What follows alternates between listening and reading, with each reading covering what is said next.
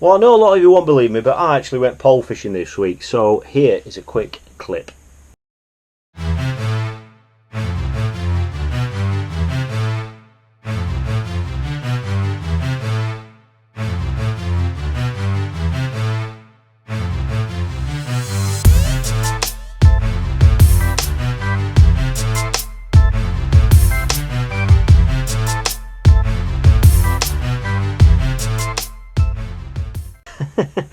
Yeah, I did a bit of margin fishing for some lumps. It was great. The reason why I've done that is basically because I've got the Larford Classic coming up this weekend, Sunday and Monday, 2-day competition. I also got the pellet wagler out and had a quick workout with all that sort of kit. So here's a quick clip from that.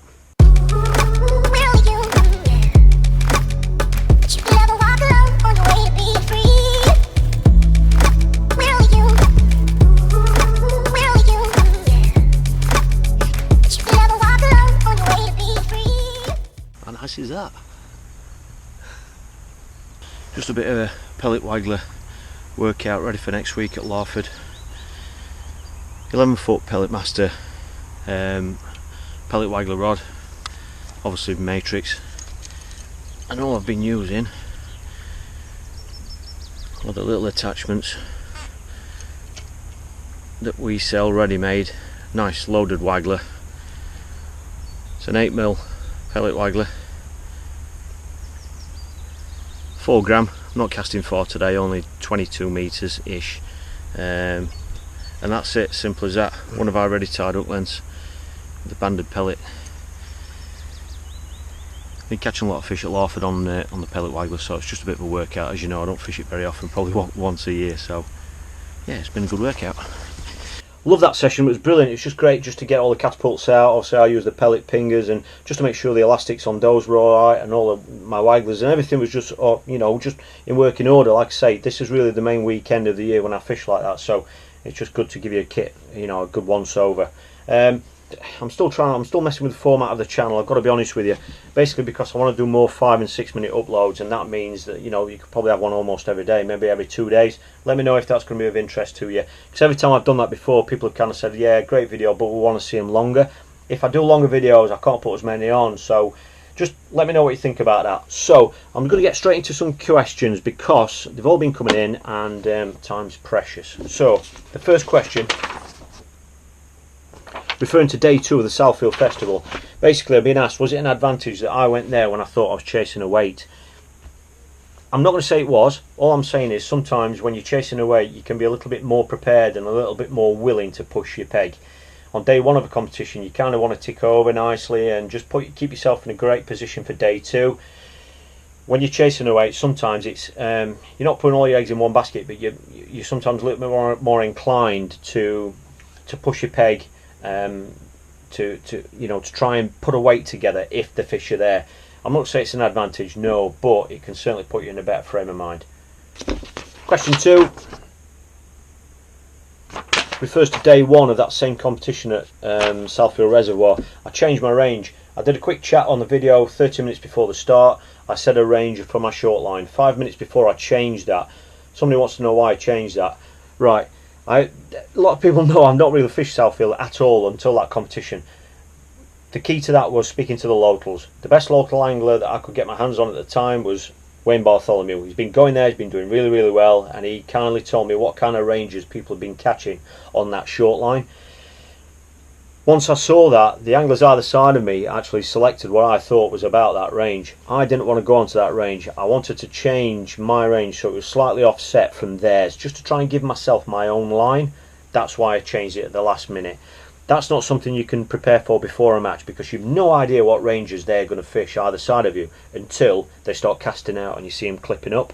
Sometimes when you do that, it literally is 5 minutes before they're off, because only then are you sure where they're going to fish. That is why I changed. Next one.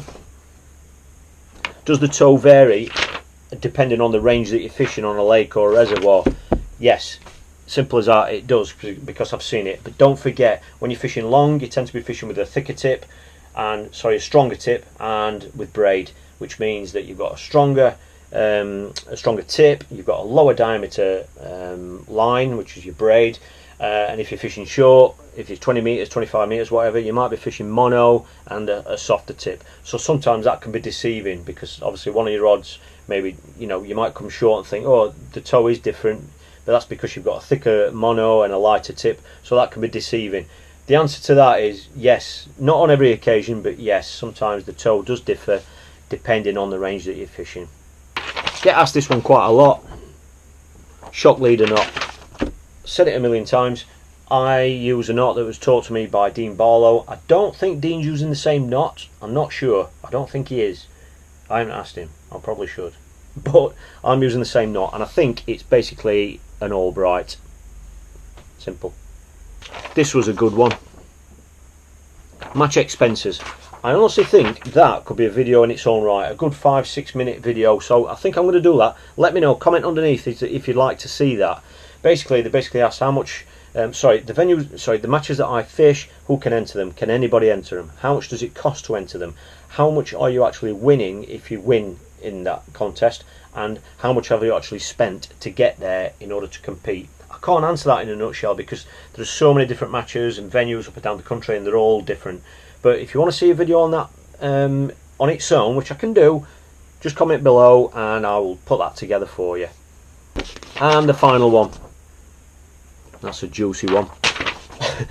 Basically, again, I can do a video just on this.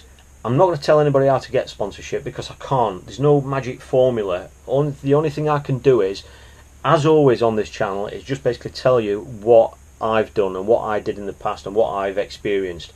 For me, sponsorship is a two-pronged thing if you want to keep it nice and broad. One is you've got to get results. I can only speak to you from a match angler's point of view, and that is just get results. If you get good enough results on the right type of venue, you know, because there's a lot of matches out there that tackle companies and bait companies are not really bothered about. You know, you've got to get results on the right sorts of venues, and they've got to be nice, high-profile events, or at least ones that are well known and against respected opposition, if you want to say that.